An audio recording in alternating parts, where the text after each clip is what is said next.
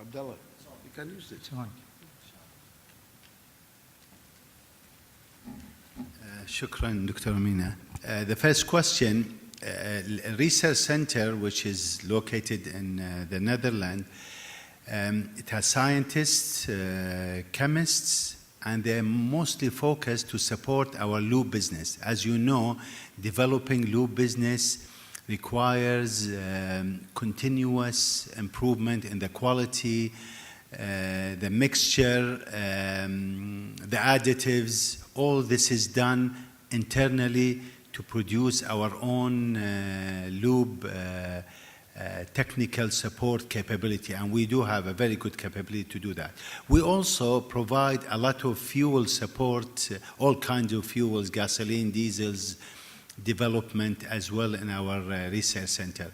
Collaboration, we welcome that, of course, and I think that will be an opportunity to learn from Kisser on how we can work better together.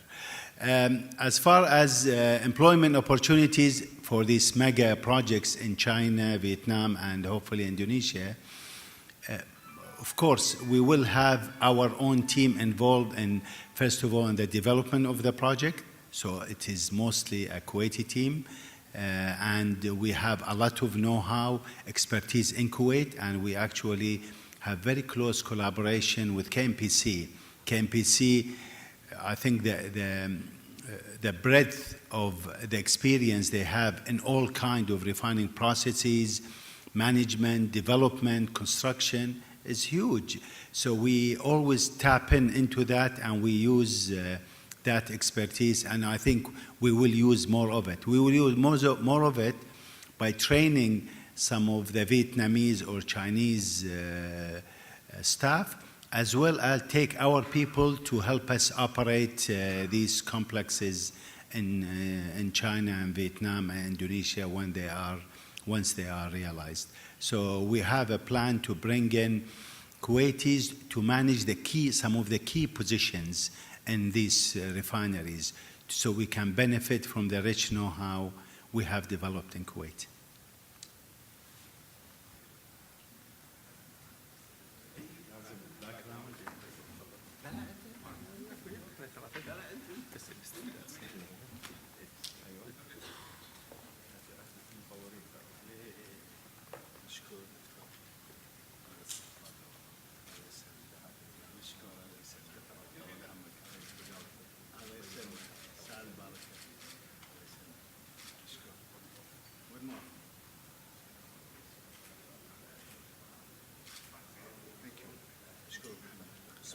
Thank you very much, Mr.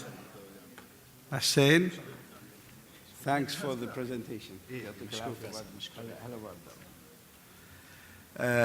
Ladies and gentlemen, we'd like to continue.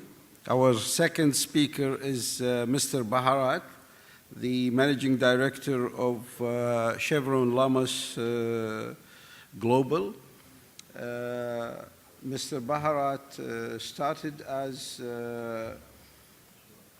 an engineer, design engineer in Richmond Refinery, and has gone on various assignments in raw material and products department, trading and logistics, and strategic planning. He is a graduate of George Washington and Stanford Universities.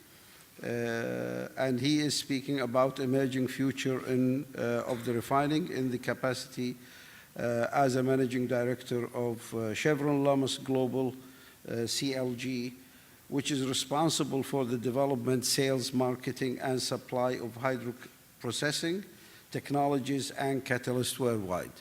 Welcome.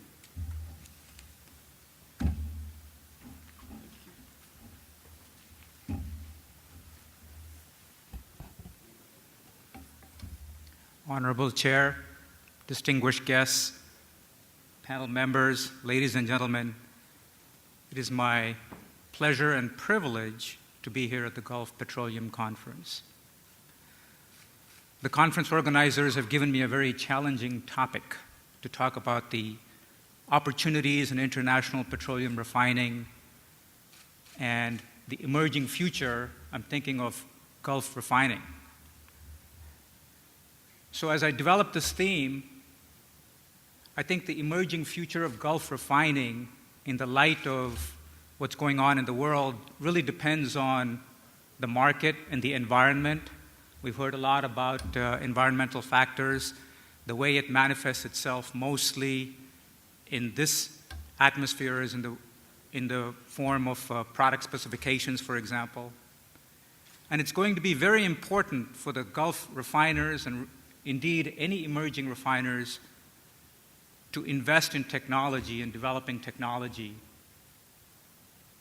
This is going to be the key to whether they emerge in the future refining industry. The other part of it is more and more we're going to see partnerships, and people are going to have to figure out how to be successful in partnerships. And Mr. Hussein Ismail already talked about KPI and all the partnerships it follows, and really he has covered the topic very well. And then I will finish my talk with some examples from Gulf refining to demonstrate how refiners are using some of these aspects to be successful. I'm very proud to be from Chevron. Chevron has been in the Gulf world for many years. Since 1937, the picture that you see here of Daman 1 and 7. And of course, the following year after this, Saudi Arabia became an oil-producing giant.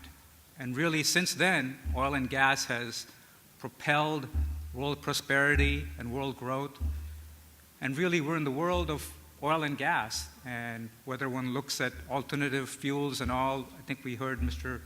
Farouk Zanki talk about this yesterday, that for the next 10 to 30 years to maybe 50 years, oil and gas will continue to be our main energy source.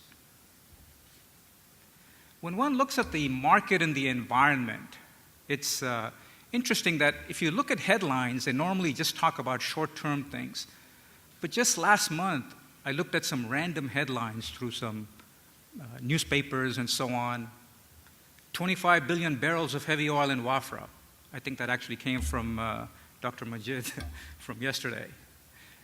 French supermajor Total has agreed to take a stake in a Chinese refinery in a joint venture with 2 subsidiaries of Kuwait Petroleum Company. We heard something about that earlier. Venezuela selling Ninus AB refinery. U.S. gasoline market now a shrinking giant. We heard earlier about how Saudi Arabia was a growing oil giant, and here the U.S. gasoline market is a shrinking giant. It's a strange choice of words, but it's true. In South America, Chile will be the first country to distribute 15 ppm gasoline and 50 ppm diesel nationwide.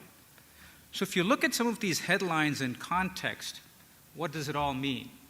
Well, it all starts from what is the resource base available? And again, yesterday we heard a lot of talks about heavy oil. It continues really to dominate the resource availability globally. We also heard that the Middle East itself, the Gulf area, will account for probably around 30% of heavy oil reserves. And if you look at this chart, really, heavy oil dominates what's going to be available. And we've heard many different definitions of heavy oil. In the context of what I'm talking about, heavy oil to me means what a refiner finds difficult to process. It's heavy, it's got a lot of contaminants, nitrogen, and so on. My own parent company is very active in the heavy oil world. It's the biggest producer of heavy oil, in fact. And yesterday we heard a lot about its activities in the partition neutral zone at the Wafra.